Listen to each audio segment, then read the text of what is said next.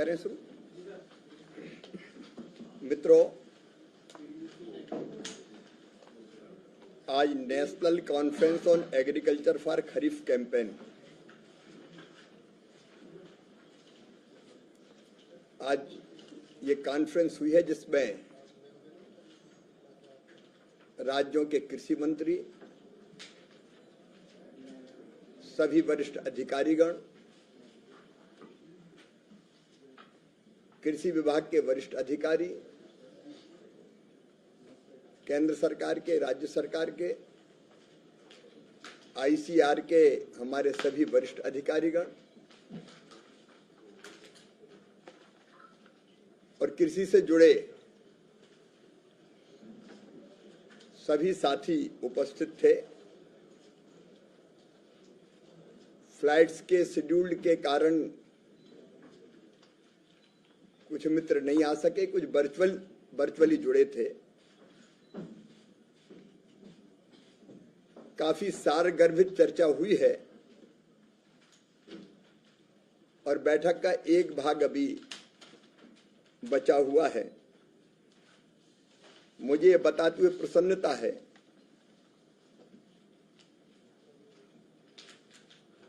कि राज्यों ने जो बेहतर प्रदर्शन किया है उसके कारण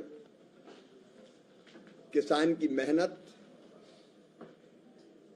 और प्रधानमंत्री जी का मार्गदर्शन, इसके कारण खरीफ के अगर हम रकबे को देखें तो 23-24 के दौरान चावल का, धान का क्षेत्रफल था 40.73 मिलियन हेक्टर, जो 24-25 में बढ़ के 43.42 मिलियन हेक्टर हो गया। उत्पादन भी धान का 23-24 में था 113.26 मिलियन टन, जो खरीफ 24-25 में बढ़ के 120.68 मिलियन टन हो गया। इसी तरह खरीफ में 23-24 के दौरान मक्के का क्षेत्रफल 8.33 मिलियन हेक्टर था, जो 24-25 में बढ़ के 8.44 मिलियन हेक्टर हो गया। और मक्के का उत्पादन भी 23-24 में 22.25 मिलियन टन था, जो 24-25 में बढ़कर 24.81 मिलियन टन हो गया। पिछले वर्ष की तुलना में कुल खाद्यान्न क्षेत्र में 3.8% वृद्धि हुई, लेकिन उत्पादन में 6.81% वृद्धि हुई। विपरीत मौसम के बावजूद भी हमारे खाद्यान्न का उत्पादन लगातार बढ़ रहा है। रबी का भी जो द्वितीय अनुमान है वो बहुत आशाजनक है, और ये इसलिए हुआ कि आईसीआर के हमारे वैज्ञानिकों ने कई नई जलवायु अनुकूल किस्में बनाकर रिलीज की है। राज्यों ने भी बहुत बेहतर ढंग से खेती में उत्पादन बढ़ाने का प्रयास किया है। सभी राज्यों ने, मैं सभी राज्यों को बधाई देता हूं और हमारे किसानों की मेहनत को प्रणाम करता हूं। आगे आने वाले खरीफ के मौसम में हम नई किस्मों के बीज ठीक ढंग से किसानों के पास पहुंचा पाए। हमने व्यापक पैमाने पर अच्छे बीज के बारे में चर्चा की है और एक कार्यक्रम आज हम लोगों ने बनाया है जिसके बारे में विस्तार से मैं बाद में बताऊंगा। लेकिन एक विसंगति है कि लैब में हमारे साइंटिस्ट शोध करते हैं और खेत में किसान काम करता है, लेकिन लैब टू लैंड वैज्ञानिक और किसान साथ मिलकर काम करें, इसकी बड़ी आवश्यकता है। मुझे कहते हुए प्रसन्नता है, हमारे पास आईसीआर के, कृषि विज्ञान केंद्र के, एग्रीकल्चर यूनिवर्सिटीज के कुल मिला के 16,000 साइंटिस्ट हैं। अब हमारे पास साइंटिस्ट है जो रिसर्च करते हैं, शोध करते हैं, लेकिन ये रिसर्च किसानों तक ठीक ढंग से पहुंचे, इसकी प्रभावी व्यवस्था में कमी है। और इसलिए इस बार तय किया है कि खरीफ की फसल के लिए ही, खरीफ की बोनी 15 जून के बाद प्रारंभ होती है हमारे यहां, मानसून के बाद आमतौर पर। हमारे ये सारे वैज्ञानिक, इनकी 4 वैज्ञानिकों की एक टीम बनाएंगे। इनके साथ राज्य के कृषि विभाग का अमला जुड़ेगा, केंद्र सरकार के कृषि विभाग के साथी भी जुड़ेंगे, प्रगतिशील किसान जुड़ेंगे, और ये 15 दिन के लिए खरीफ की फसल में उत्पादन कैसे बढ़े, अच्छा बीज, बेस्ट प्रैक्टिस, उनको कैसे लागू करें, इसके बारे में किसानों से संवाद करेंगे।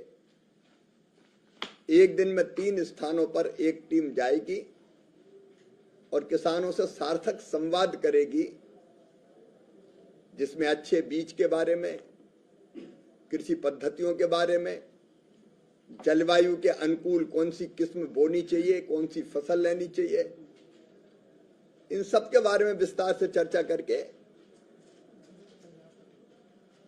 किसानों को ये दिशा देने का काम करेंगे। और किसान मेहनत करके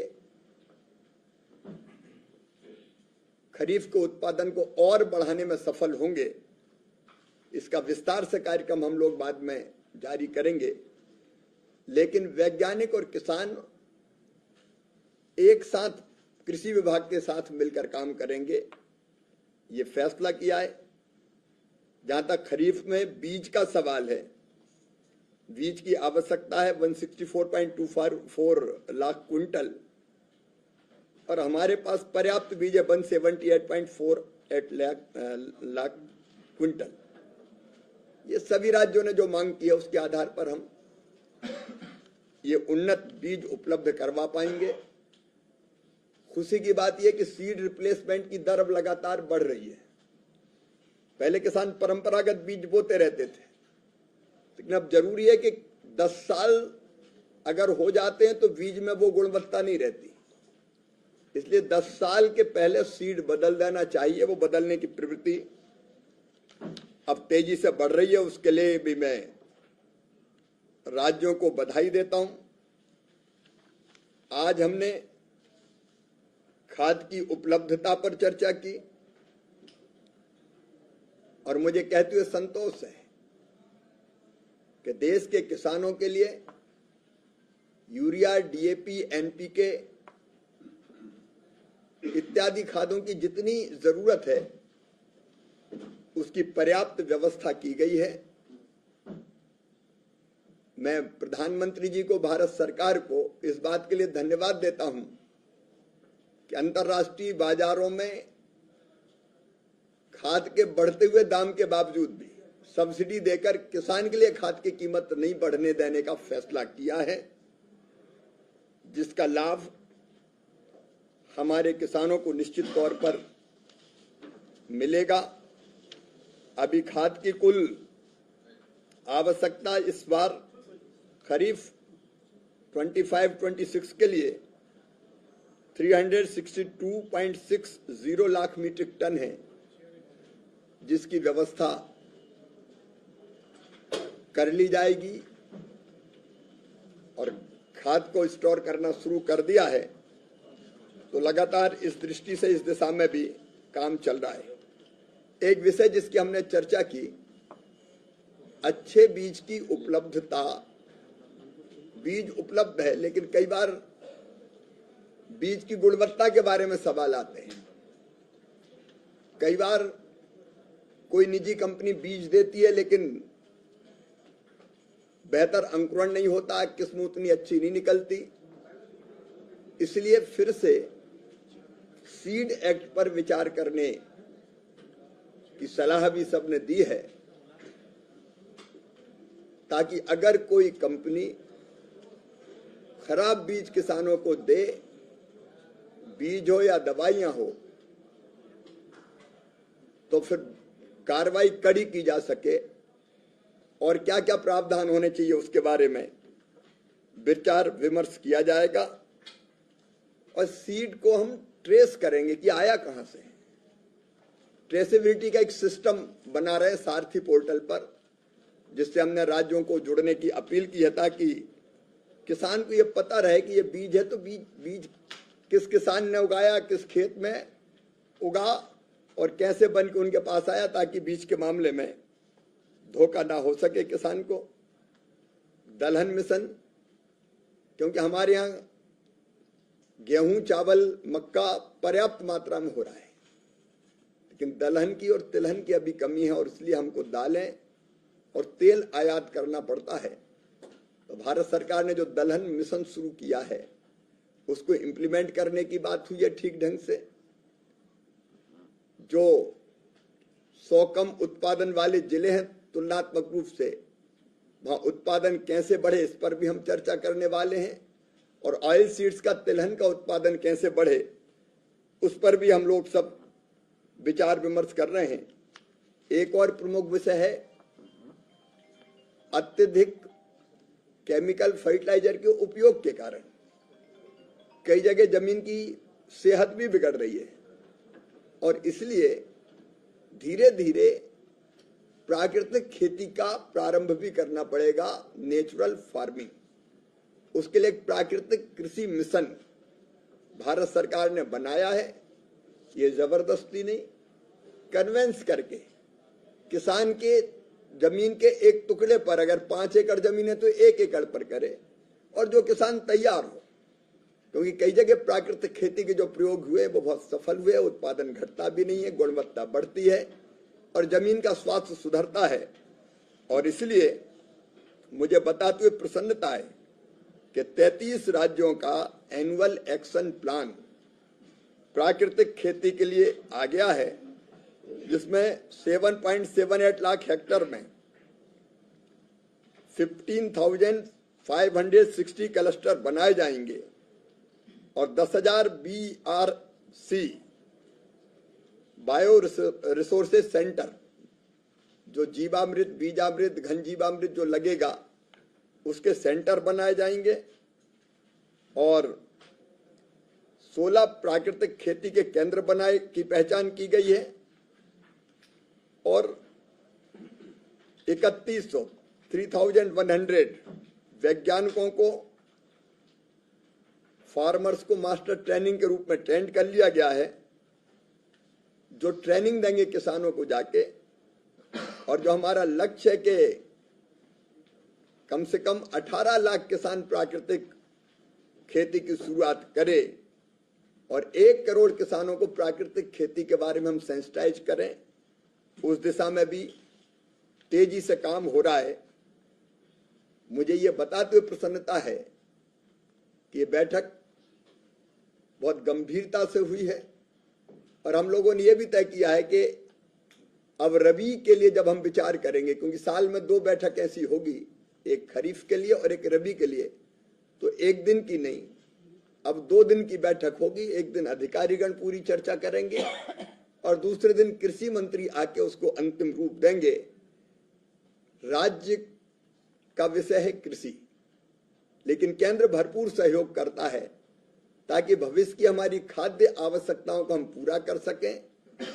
हमारी ड्यूटी है कि हम 145 करोड़ भारतवासियों को खाद्यान्न, फल, सब्जी, पोषक आहार, अनाज, इसकी आपूर्ति तो कर ही पाए, लेकिन भारत को फूड बास्केट ऑफ वर्ल्ड बना पाए, उस दिशा में हमारे किसान, हमारे वैज्ञानिक, हमारे कृषि विभाग का अमला, हमारे राज्य और केंद्र दोनों सरकारें मिलकर बहुत बेहतर काम कर रही है। हमने धन्यवाद दिया है प्रधानमंत्री जी को एक बात के लिए कि जो भेदभावपूर्ण सिंधु जल समझौता किया गया था, सिंधु जल संधि, जिसमें 80% पानी पाकिस्तान के हिस्से में और केवल 20% पानी भारत के हिस्से में, उसको रद्द किया गया है। इसके रद्द करने का लाभ भारत के किसानों को मिलेगा, विशेषकर पंजाब, हरियाणा, राजस्थान, जम्मू कश्मीर, हिमाचल प्रदेश, लद्दाख, यहां के किसानों को सिंचाई के लिए अधिक पानी मिलेगा और अधिक पानी के कारण खेती योग्य भूमि भी बढ़ेगी, उत्पादकता भी बढ़ेगी, बाढ़ नियंत्रण जैसे काम भी बेहतर हो सकेंगे और जल विद्युत परियोजनाओं के विस्तार से किसानों को सस्ती और स्थिर बिजली भी मिलेगी, जिससे निश्चित तौर पर उत्पादन बढ़ेगा और हमारे किसानों को निश्चित तौर पर लाभ होगा। मैं एक बार फिर सभी राज्यों को बधाई देता हूं। किसानों की खेती को फायदे का धंधा बनाने के लिए और खेती में उत्पादन बढ़ाने के लिए सभी हमारे कृषि मंत्री, मुख्यमंत्री बहुत बेहतर काम कर रहे हैं और केंद्र और राज्य मिलकर लगातार आगे बढ़ रहे हैं। धन्यवाद।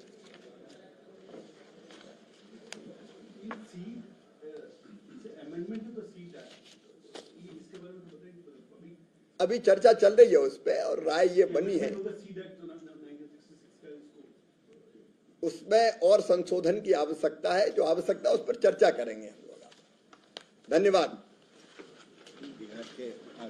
हाँ, अरे दे दिया। अच्छा, आप अच्छा, आपको 3 बजे